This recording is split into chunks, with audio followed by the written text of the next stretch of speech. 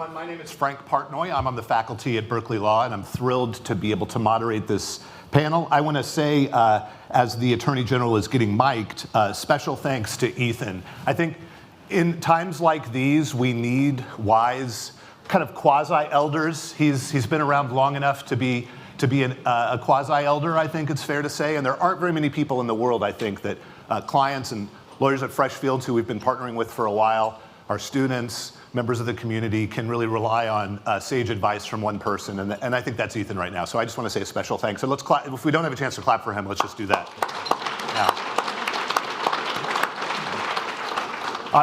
There are a lot of great lawyers at Freshfields, and I'm thrilled to be able to introduce Janet as one of them. Janet has experience working in the White House and on congressional investigations, and is now advising clients. Right in the middle, please. And is advising clients on many of the complex issues that we're going to talk about in AI and data. And it's an area for me as well. My main appointment is in the law school, but I also have an appointment in computer science, and I've taught a law for algorithms class, and I teach in data science. So I want to do a little bit of shameless self-promotion on behalf of Berkeley and the Responsible Decentralized Intelligence Initiative we have, and graduate programs in AI as well. So you're mic'd now. I can give you the introduction. Well, you really don't need an introduction, but I'm thrilled to be able to meet you and welcome you. Thank you for your career in public service. What you're doing right now is incredibly important, and we're all grateful. Thank you. Appreciate it. And we can clap for the Attorney General as well. So, unfortunately, we have 28 minutes and 17 seconds right now. So I want to get right into it and ask. We have a sophisticated audience here of lawyers, clients, some students, some faculty, but particularly for the lawyers who are here, what would you like to talk to them about your areas of focus? Where do you want the people in this room and who are watching this later, what would you like them to focus on in terms of AI and data regulation? Hi, everybody. Nice to see you. Thanks for having me, and looking forward to this short conversation. For AI, I think it's important to we always like to start off with, it's a new technology, but the laws that apply to AI aren't new. They exist already, many. New ones will also be implemented to address certain threats or risks, but all of the criminal laws currently apply. All of the consumer protection laws, all of the civil rights laws, all of the data privacy laws that already exist apply to AI. AI is a technology. It's a tool. You can't use AI to commit crime and say, we're new, we don't have any new laws that apply to us yet. The existing criminal laws already apply. So that's an important point that we like to make. We expect everyone who is involved in an AI company or AI technology to be aware of the laws, to be compliant with those laws, to follow those laws. We'd like to start with that. We also think it's important for folks to know transparently when they are receiving something that is generated by AI. A unique identifier, a watermark, some indicator so that they know it's AI and not real. And we also want accountability for all of the organizations, entities, companies that are involved in AI. They're accountable for what they do, how they do it, their compliance with laws. And a lot of the data, information generated by AI is, much of it is human generated, which means much of it can be biased. And we need to be aware of AI generated discriminatory or biased material information. Predictive algorithms, other types of algorithms can have a discriminatory impact. There's nothing that's been cleansed or filtered that makes them non-discriminatory by nature. They still have the possibility, potential, and potency of being biased. Those are some of the things we like to look at. But high level, AI is generally very good. It's a good technology is good. We embrace technology. Technology also has risks. So you want to do something that's much easier said than done. We want to capture the upsides, guard against the downsides, have reasonable regulation, not over-regulation, have regulation with a purpose that addresses a problem, protects someone against a risk. and then don't regulate beyond that to help spur innovation. That balance is in the eye of the beholder, so that's a difficult conversation. Some policymakers see it differently amongst one another, but just broad-based conceptually, that's how I see AI. It's groundbreaking, transformative, potentially the most important technological advance in the history of humankind. And its upsides are exponential and absolutely enormous. But downsides are too. And so I also think it's important to, when there's higher risk in the application of AI, to have stricter regulations. AI helping to run a nuclear power plant, different than AI used for a child's recreational art tool. And it should be, the strictness of the regulation should recognize the risk. So those are some broad principles. Yeah, so in broad terms, we have opportunities and we have risks. Is there anything that's missing, Janet, from the list, the pie chart here for your clients and lawyers to be thinking about in terms of opportunities and risks? No, and thank you so much for the opportunity to speak here. So my name is Janet Kim. I'm a tech regulatory lawyer. So my job is to look across the waterfront and advise companies on how they should take the patchwork of regulations that are facing them in areas like content moderation, online safety, artificial intelligence, and make it into a quilt. The big thing that my clients are thinking about is operationalizing good intent. And so what that means in terms of facing different regulatory philosophies is there are certain clarifying moments, like the European Commission has given a very clarifying moment in both content moderation and artificial intelligence in saying, this is how we would like to build a new house. California is taking a different tack and is retrofitting an old house. It's pointing out all of the rooms that exist and saying, this is how we would like to change the wall colors, or this is another door that opens. I think the demand on companies that I'm seeing is the tension between the true desire to comply, which I think is often lost in the public dialogue. I don't think companies are flaunting compliance. Companies are generally interested in living in the safe harbor of the law. But also then understanding how to take a patchwork of priorities, unordered in any way, across jurisdictions, and to make sense of how to make that an operational reality for incredibly complex systems, incredibly complex teams, and frankly, a volatile balance sheet where compliance doesn't appear to be a sexy investment that should take top billing. So as I'm talking clients through that, the thing that is helpful from a regulatory perspective is when I'm able to explain why adhering to regulatory regime is good for business.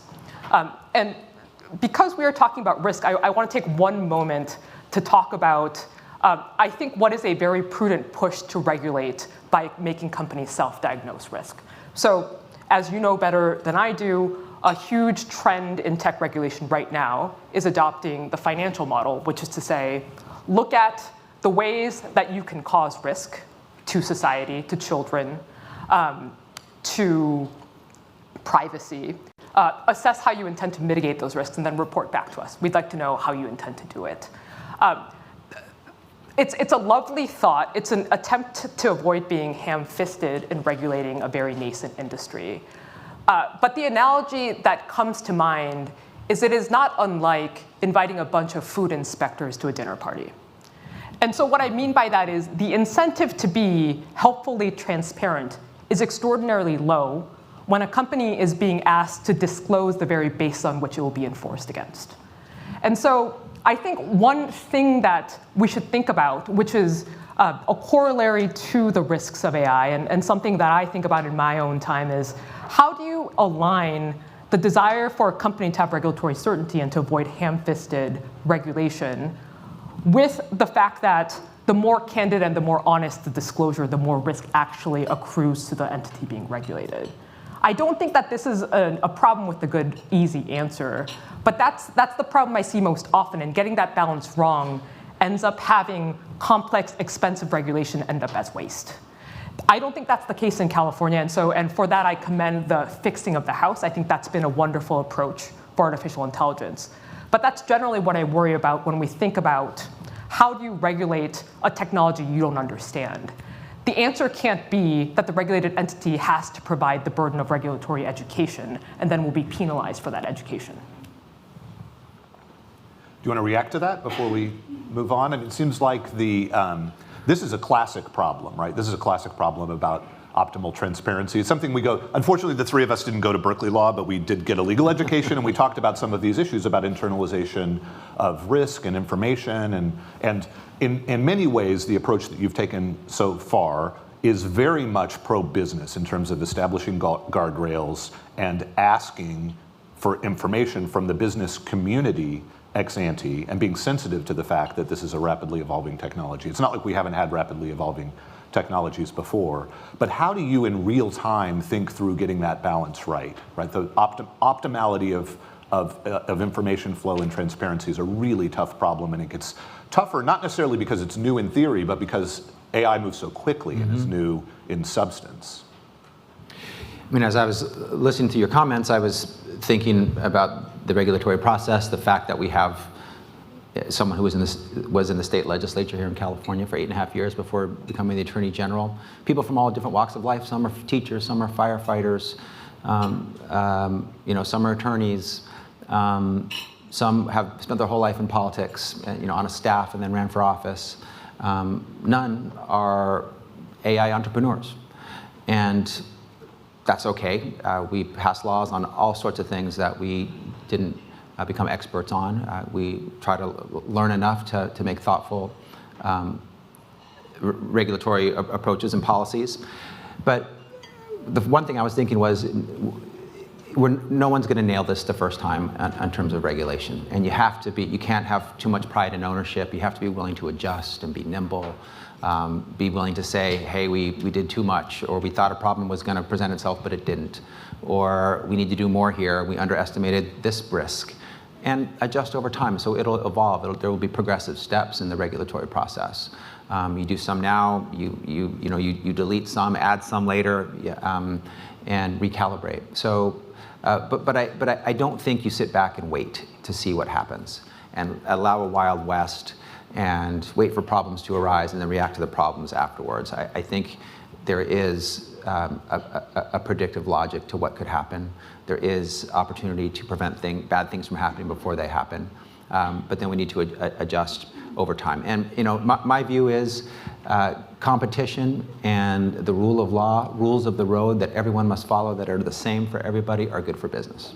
That allows for the best ideas, the best products, the best technology, the best advances to thrive and for innovation to occur, not for someone to win because they have a monopoly or they're breaking the law or they're using underhanded tactics or conduct. So regulation that is sensible is important. Having laws and competition is important. And what those are, certainly with an evolving technology, must also evolve with the technology over time. Janet, you're nodding, so we have basic agreement up here. One of the difficulties is that some of the change over time is going to come through enforcement. And many people in the room might be thinking about that possibility, what to do ex ante. Can you talk us through, as much as you can, what your enforcement priorities will be, how you're thinking about enforcement going forward? As much as we can get out of you in the next few minutes, yeah, sure. To give us a sense of kind of big picture or a small picture as you can do it, what your enforcement priorities are in this area. Yeah, we touched on, I touched on some of the issues that we already focused on from an enforcement perspective. One of the first things we wanted to do was say the existing laws apply.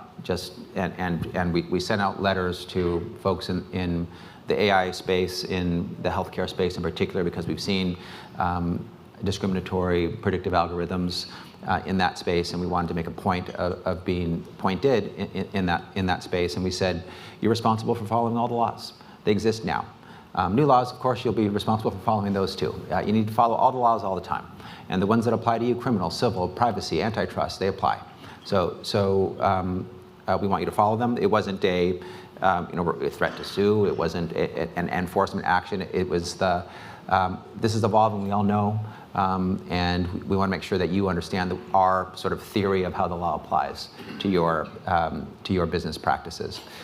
And then we've definitely seen things that have been problematic, and we wanted to address those. We've seen deep fakes in the elections space that undermine our democracy. We've seen the voice of Joe Biden. That wasn't the voice of Joe Biden being used in a robocall to say that election day isn't actually election day and was the wrong day to actually vote. That's a problem.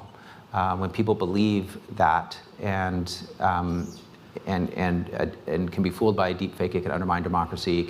It can drive opinions and actions in a way that are inappropriate. So elections integrity, deep fakes were very important to us. We made the case that AI-generated robocalls are robocalls like any other robocall and subject to all the regulations of robocalls. We made that case successfully. AI can be used in child sexually abusive material, and we wanted to make sure that its application to that unlawful conduct was an area that we were focused on and we were highlighting for potential harm. So those are some of the areas that we got involved in, and then of course the healthcare algorithms have been an issue of ongoing importance for us. Could I step in for a second? Please. I mean, I think those are all incredibly helpful priorities to know about.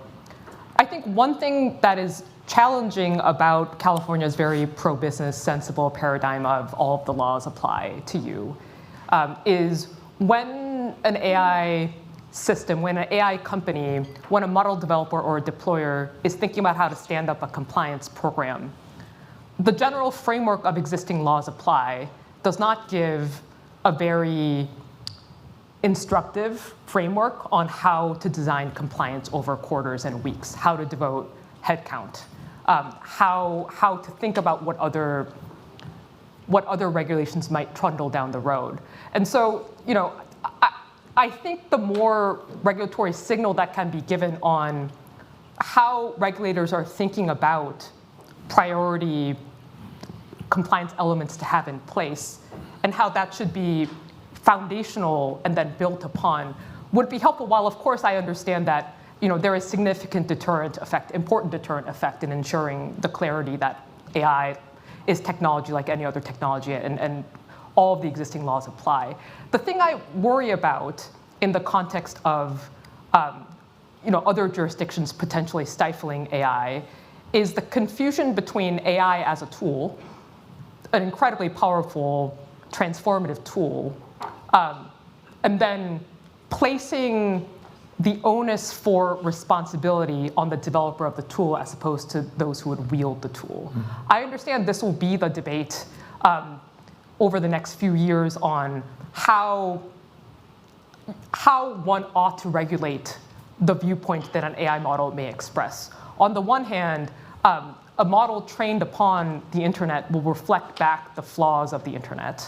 Mm-hmm. I know many companies have tried with varying levels of success to level the inequities and to cover the cracks that are revealed when a model starts speaking reflective of the entire internet. But so too, I think there's a destabilizing effect on the way that we think about speech and then the way that we think about content when the debate shifts from an internet that has traditionally held creators liable for speech as opposed to the facilitators of that speech, and moves to a model where, because there is a different relationship between content and AI models than there is between a platform hosting a piece of user-generated content and the person who generated that content, moving to a process where you're looking to ask the developer of the tool or the hoster of the information to take on more responsibility for policing the content of the speech. I understand it's an issue without an easy answer, but I am very concerned that over-torquing in the direction of the policing of speech without thinking through some of the ramifications won't make the internet a safer place. And to illustrate one of the many things that keep me up at night, because apparently I am just thinking about artificial intelligence and content in my free time, naturally, child sexual material created on AI systems is child sexual material. It is banned, it is outlawed. The ability of image generation models to detect for the generation of CSAM and to prevent the generation of CSAM is in some ways linked to its very prescribed ability to manipulate that content. And what I mean by that is, the law has not yet thought through what it means to reconcile the need to have sophisticated detection of some of the most harmful content that can be created by AI systems, and the legal liability that surrounds even a sandboxed approach to that kind of content. That keeps me up at night because if sophisticated companies aren't allowed to deploy the most aggressive technology, because there is an inevitable gap in that causation chain where they must conduct themselves as lawful agents in all stages of that life cycle, I worry about what then the societal red teaming that happens with every AI launch will do to a tool that hasn't been sufficiently stress tested for that purpose. So I'm sorry, General Bonta, I feel like I'm coming to you with my laundry list of things I'm worried about and saying, please think about us. But I think this is part of me wanting to say, I think industry wants to comply, but the process of complying with AI safety regulation is, it is rife with legal risk for well-intended companies. In addition to the fact that getting anyone to invest in compliance in this day and age is a tricky proposition where folks are waiting to see where the enforcement chips will fall. Great points, and very thoughtful and insightful, and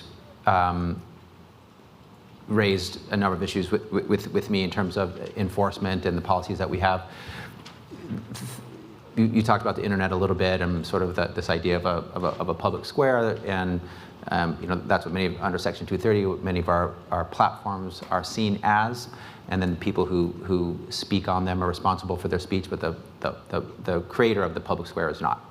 I don't agree with that. I know that that's what the law is, but I do think that social media companies should have. This is just my policy perspective. I'll enforce the law. Section 230 is the law, so I accept it and recognize it. But I do think that when you do have some responsibility, you can keep harmful things to children or criminal conduct off your platform once you're made aware, or you can know about it because of your technology and the tools that you should, in my view, from a normative policy perspective, take some responsibility to avoid bad things like crimes to kids.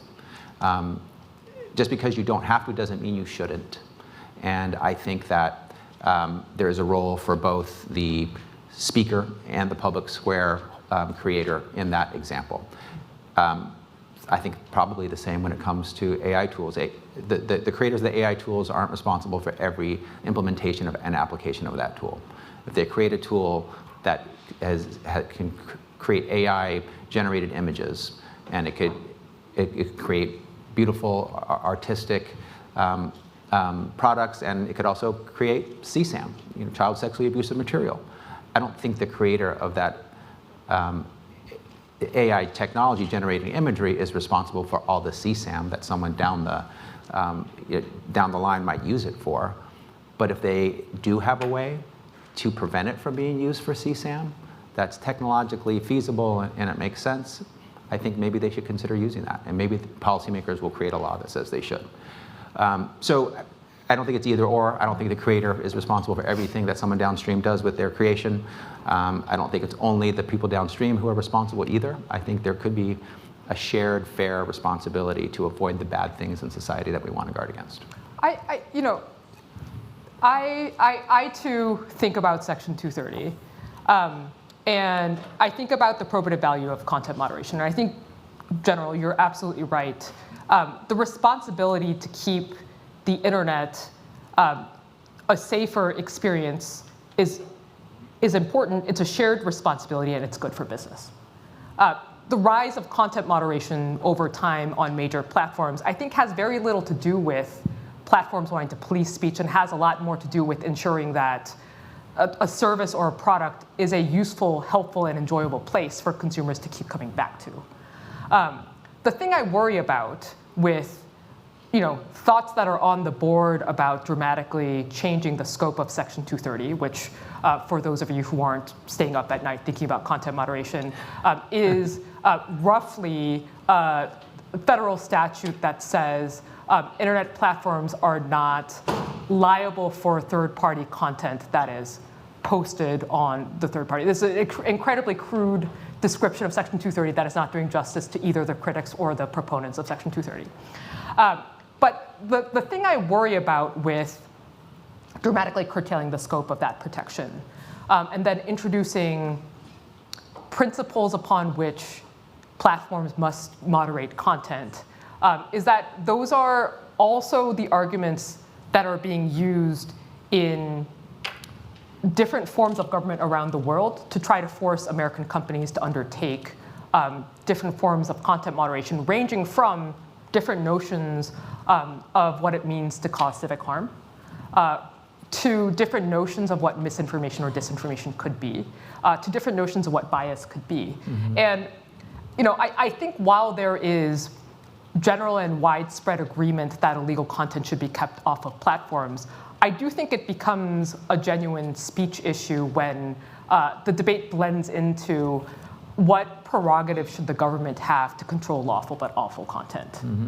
Because the moment a well-intentioned regulator comes in and justifies robust enforcement against lawful but awful content, so too that opens the door for other regulators who may not come armed with such noble intent. So, that's the thing in the general content space. Applied to AI, again, I worry a little bit about the ability to really hold the AI service providers to the fire first. I understand why that ends up being a very attractive first point of regulatory capture. It's a very effective point of regulatory capture. It's not the place at which the bad deeds will take place. And ensuring kind of prudent investment there is one thing, but I think changing the paradigm to put intense liability for scaled volumes of speech at that very point, it could have a crushing effect on the innovation that has made Silicon Valley so dominant, so sui generis in the world in this earlier non-AI generation of content and content sharing. Good point. One big theme that I hear emerging from your dialogue so far is that getting inside the minds of private actors and understanding how they will view ultimate adjudication is incredibly important and is contrary to the way we've thought about regulation in other spaces. Because whether you're someone who thinks we can write down what the law is or you're a common law person, this is different.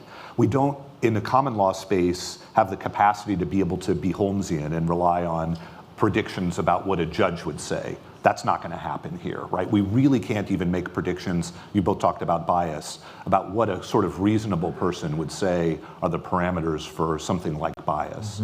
So what do you, this is kind of asking you to be inspirational in a way for us, but you've been a thought leader. You're going to be looked at, I think, inevitably now as one of the, if not the thought leaders in this space going forward. Do you have in mind who that person kind of stylistically should be, who actors, private actors are looking to? Is that you? Like, how do we decide who the person who's going to draw these lines will be and what they'll be taking into account? Does that make sense to you? Because it won't be a judge. To some extent, it'll be discretionary decisions about enforcement and enforcement priorities. But really, it's just a bunch of people making decisions about what they think another human being might adjudicate as to whether they're on the right or wrong side of a current law. What do you say about that now? Is that too hard to do? It kind of has to be done, right? I mean, so inspire us about how we'll make decisions in this very complicated space where we really won't be able to look to an ex post adjudication. I mean, I think you're pointing. All the comments we've just had in the last 10 minutes point to the fact that there's a lot of issues of first impression in this space. It's rapidly evolving.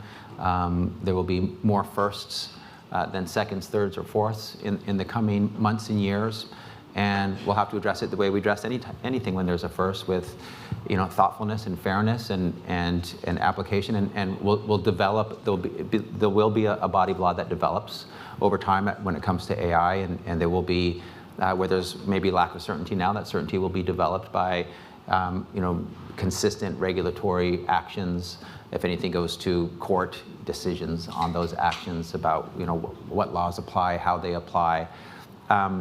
In our wonderfully messy democracy, there's a lot of regulators.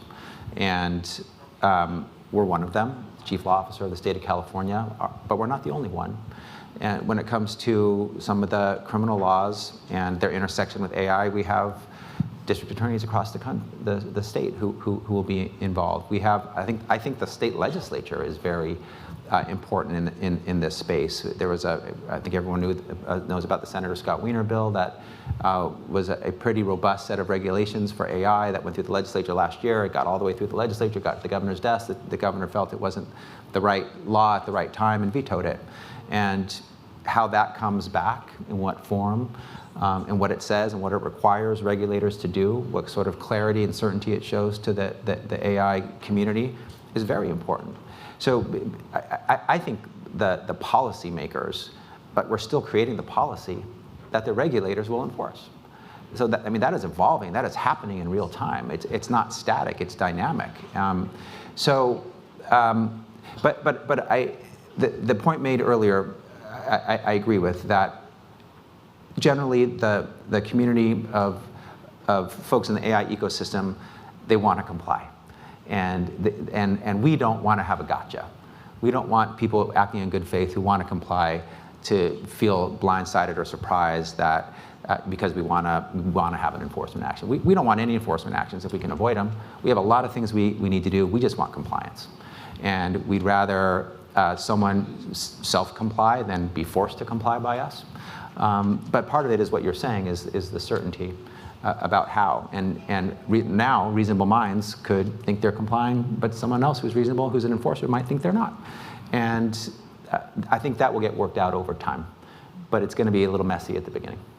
That's an incredibly thoughtful answer that I really appreciate, and I'm sure everyone appreciates it. If I had to get advice in this area, I'd go to you, Janet. But we knew it would be special to have you here, even for just a half hour. And I think anyone who listens back to that last 2-minute answer will get a lot of wisdom and a lot of hopefully inspiration, but at least a feeling of what you'll be doing over the next year. And I just want to say thank you very much to both of you, but especially for you for being here. So please join me in thanking the Attorney General of California for his comments, and thank you for that. That was fantastic.